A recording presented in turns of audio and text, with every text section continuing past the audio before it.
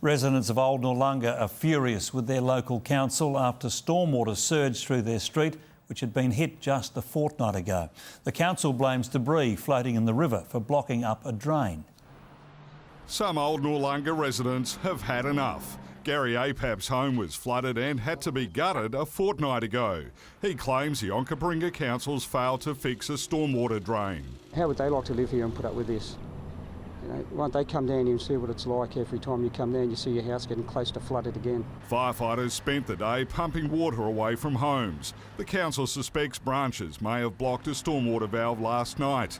Other homeowners frantically sandbagged, fearing the Onkaparinga would flood again. And when you see it now, so it's coming onto the road, it's a repeat of what happened 2 weeks ago. It was bad. It was mud through the whole place. Yeah, we've only just cleaned up. SA Water says it's closely monitoring the flood levels of creeks and rivers downstream to determine how much water can be released from the Mount Bold Reservoir. Our intention is to release more water to reduce the level in the dam, ready for the weekend's rain event, and we'll do that under advisement of the SES and the Bureau of Meteorology.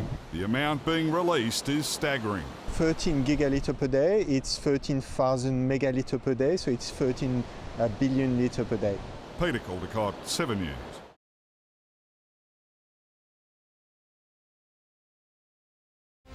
Good evening. The daunting clean-up efforts now underway following South Australia's ferocious and unprecedented storms. For Adelaide Hills residents, many popular roads will be no-go zones for months, but it's our regional crop growers that are being forced to start all over again. Finally, a perfect spring day, but the view from above at Langhorne Creek looks anything but picturesque. As crops and vineyards sit below the water, locals have little choice but to get on with business.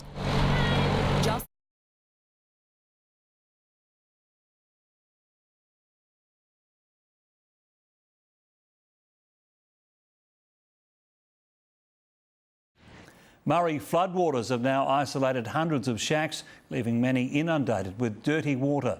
Authorities say levels are likely to remain high until the new year. The Murrays moved in on these shacks near Morgan and is planning to stay a few weeks. Toilet in there. The peak's still 9 days away and the level won't drop as quickly as originally forecast. Permanent residents like Bob Dillon are helping neighbours where they can. Just lifting up pumps and making sure that water's not going to access the properties downstairs. Nearby shackies shifted furniture upstairs before road access was cut off.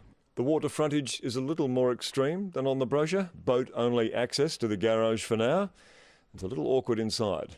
Septic tanks, fortunately, are secured. The power's off for now. The carpet will definitely come up. You hope that's all that's down there. It's ironic that running a houseboat business becomes hard work against the current. We work with extremes here, and you know, and like I've said before, we go with the flow. We just go with it. The SES warns a flood risk remains between Cadell and Mannum. Flows into South Australia reached a 23-year high a fortnight ago at 95 gigalitres a day. It's peaked today at Loxton and in Morgan on 23rd of December.